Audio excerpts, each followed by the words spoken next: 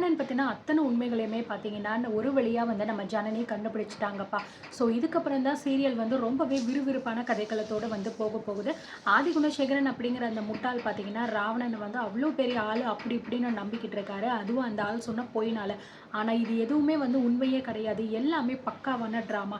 இந்த ராவணன் பார்த்தீங்கன்னா ஒட்டுமொத்த குடும்பத்தையும் வேரோட அழிக்கிறதுக்காக தான் இந்த வீட்டுக்குள்ளே நுழைஞ்சிருக்கான் அப்படிங்கிற விஷயமும் நம்ம ஜனனிக்கு இப்போ தான் தெரிஞ்சிச்சு. அந்த வயிற்றுல குழந்தைய வச்சுக்கிட்டு எப்படி இந்த ராவணனை எதிர்த்து நம்ம ஜனனி பார்த்தீங்கன்னா போராட போகிறாங்கன்னு தெரியல.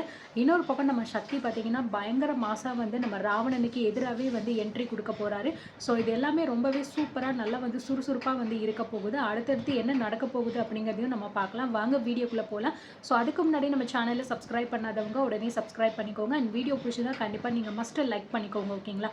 ஸோ இப்போ வந்து ஒரு பக்கம் வந்து நம்ம ஜனனி வந்து அந்த கண்ணதாசனை போயிட்டு சேஃபாக வந்து பார்த்துடுறாங்க. அந்த ஆள் ஃபஸ்ட்டு ராமேஸ்வரத்தில் பார்க்க போகிறதா சொல்லியிருப்பாங்க. அதுக்கப்புறம் பெரிய குளம் அப்படின்னு சொல்லிட்டு அதுக்கப்புறம் பார்த்தீங்கன்னா தொண்டிக்கு தான் போய் பார்த்துருப்பாங்க. அண்ட் எதுக்காக நீங்கள் வந்து இப்போ திடீர்னு இங்கே வர சொன்னீங்க அப்படின்னு கேட்டதுக்கு ஸோ அந்த ஆளுக்கு கண்டிப்பாக தெரியும் ராவணனோட ஆட்கள் நிச்சயமாக வந்து சும்மா விட மாட்டாங்க, ஃபாலோ பண்ணி வருவாங்க, அது ஏதாவது பெரிய பிரச்சனை வரும் அப்படின்னு நினச்சி தான் அந்த ஆள் இப்படி வந்து பண்ணியிருப்பாங்க.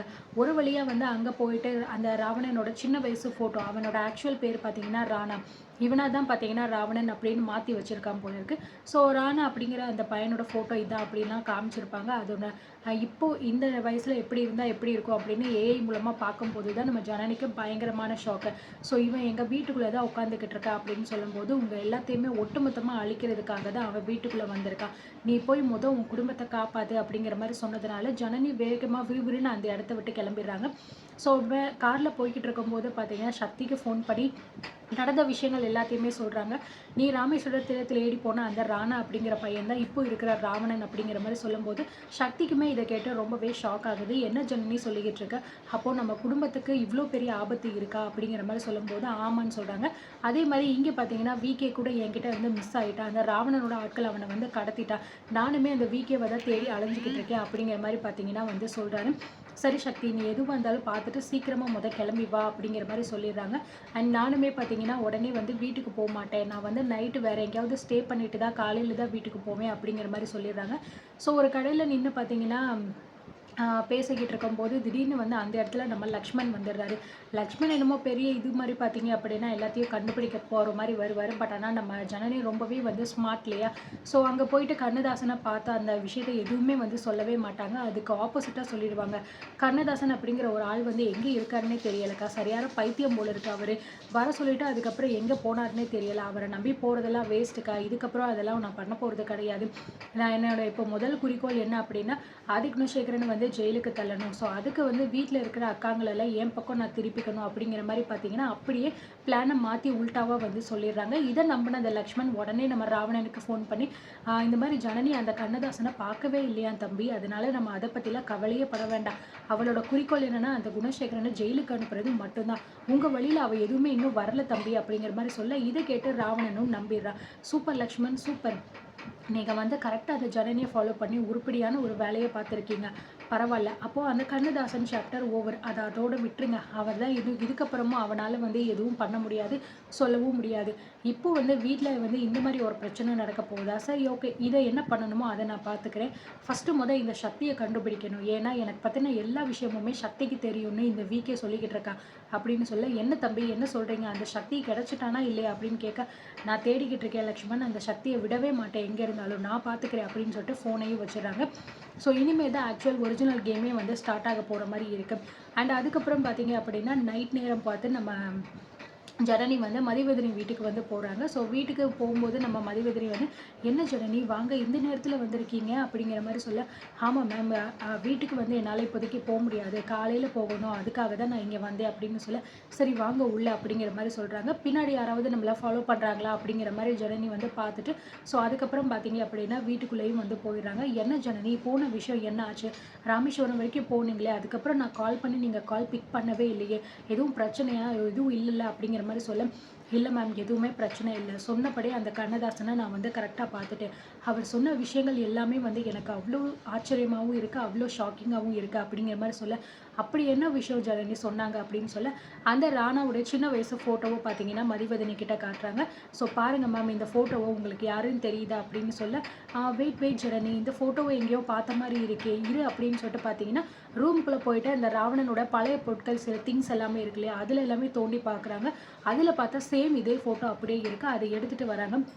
"இத பாரு ஜனனி, நீ காட்டுன அதே ஃபோட்டோ என்கிட்டயும் இருக்கு" அப்படின்னு சொல்ல, "ஆமா மேம். இது வந்து பார்த்தீங்கன்னா, இந்த ராவணன் தான். இந்த ராவணனோட ஒரிஜினல் பேரு வந்து ராவணனே கிடையாது. இவனோட ஒரிஜினல் நேம் ராணா" அப்படிங்கிற மாரி சொல்றாங்க. "என்ன சொல்ற ஜனனி? அந்த கண்ணதாசன பார்த்தியா? உண்மை எல்லாத்தையுமே சொல்லிட்டாங்களா?" அப்படின்னு கேட்க, "ஆமா மேம். எல்லாமே சொல்லிட்டாங்க. சின்ன வயசுல எடுக்கும்போது தான் இந்த ஃபோட்டோ இருந்துச்சு. இத நான் வந்து ஏஐல எடிட் பண்ணி பார்க்கும்போது தான் வந்த ஃபோட்டோ இதுதான்" அப்படின்னு இப்போ இருக்கிற ராவணன் ஃபோட்டோவ காட்டும்போது பயங்கரமான ஷாக் ஆகுறாங்க அவங்க. அது மட்டும் கிடையாது. இப்போ இந்த ராவணன் எங்க வீட்டுக்குள்ள எதுக்காக கால் எடுத்து வச்சிருக்கா அப்படிங்கிறது முழுசா தெரிஞ்சுச்சு. ஆதி குணசேகரனையும் சரி, அந்த குடும்பத்தையும் சரி ஒட்டுமொத்தமா வேரோட அழிக்கணும் அப்படிங்கிறது தான் அவனோட பிளான். எதுக்காகன்னு பார்த்தீங்கன்னா, ராணா இந்த சின்ன வயசுல இருக்கும்போது தான் இவங்க அம்மா தேவகிய பார்த்தீங்கன்னா, நம்ம ஆதி குணசேகரன் குத்தி கொலை பண்ணிட்டாரு. அப்போ பண்ண விஷயம் அவனால எதுவுமே பண்ண முடியல. அதனால தான் இவ்ளோ தூரம் அவன் வந்து பெரிய ஆளா வளர்ந்து, இப்போ இவங்கள வந்து ஒட்டுமொத்தமா அழிக்கணும் அப்படிங்கிறதுக்காக திரும்பி வந்திருக்கா அப்படின்னு சொல்றாங்க. ஸோ இத கேட்ட மதிவதனிக்கு ரொம்பவே ஷாக் ஆகுது. என்ன ஜனனி, இவ்ளோ பெரிய விஷயம் நடக்க போகுதா? அப்போ உங்க குடும்பம் ஒட்டுமொத்த பேருக்கு ஆபத்து குடுக்கறதுக்காக தான் அந்த ராவணன் உங்களுக்கு நல்லது பண்ணிக்கிட்டு இருக்கானா? அப்படின்னு சொல்ல, ஆமா மேம். இது தெரியாம அந்த குணசேகரன் வேற இந்த ராவணன் சொல்ற எல்லாத்தையுமே நம்பிக்கிட்டு இருக்காரு. முதல்ல அந்த வீட்ல இருக்கிற பெண்கள காப்பாத்தணும் மேம். அதுதான் ரொம்ப முக்கியம்.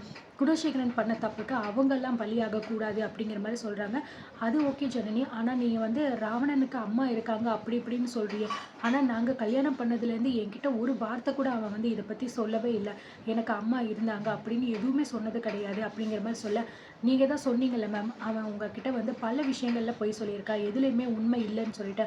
அதுதான் நிஜம். அவன பத்தின அத்தனை அடையாளத்தையுமே மறைச்சு ஒரு பொய்யான வாழ்க்கை தான் வந்து உங்க கூட வாழ்ந்திருக்காரு அப்படின்னு சொல்ல, ஸோ மதிவதனிக்கு ரொம்பவே பார்த்தீங்கன்னா மனசு கஷ்டமா இருக்கு. ஒருத்தர புடிச்சு இப்படி நம்ம லவ் பண்ணி கல்யாணம் பண்ணிக்கிட்டோம். ஆனா அவன் பார்த்தீங்கன்னா எதையுமே நம்மகிட்ட உண்மைய சொல்லாம மறைச்சு ஒரு சைக்கோ மாரி நம்ம கூட வாழ்ந்திருக்கான். அப்படின்னு நினைக்கும்போது அவங்களுக்கு ரொம்பவே பார்த்தீங்கன்னா மனசு வருத்தமா இருக்கு.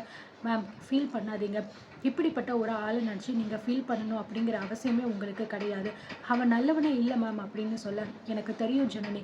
அதுக்காக தான் நான் அவன விட்டு என்னையும் சரி, என் பொண்ணையும் சரி தள்ளி வச்சேன். அவனோட உண்மையான குணம் என்ன அப்படிங்கிறது எனக்கு நல்லாவே தெரிஞ்சு போயிருச்சு. அந்த குணத்த அவன் மாத்திக்க போறது கிடையாது. எதுக்காக இவ்ளோ அக்ரெசிவா இருக்காரு அப்படின்னு எனக்கு தெரியாம இருந்துச்சு. ஆனா அதுக்கான உண்மை காரணம் என்னன்னு இப்பதான் தெரியுது. உன் குடும்பத்த ஒட்டுமொத்தமா அழிச்சு பழி வாங்கணும். அது மட்டும் தான் அவனுக்கு இருக்கிற ஒரே நோக்கம். அந்த விஷயத்தினால மட்டும் தான் அவன் இவ்ளோ அக்ரெசிவா இருக்கா அப்படிங்கிறது இப்பதான் எனக்கு புரியுது அப்படிங்கிற மாரி சொல்றாங்க. ஆமா மேம். ஆனா இந்த விஷயத்தெல்லாம் எப்படி நான் வீட்ல உள்ளவங்க கிட்ட சொல்லி புரிய வச்சு, எப்படி நான் எல்லாரையும் காப்பாத்த போறேன்னு எனக்கு எதுவும் புரியல மேம் அப்படிங்கிற மாரி சொல்லி நம்ம ஜனனி ஃபீல் பண்றாங்க.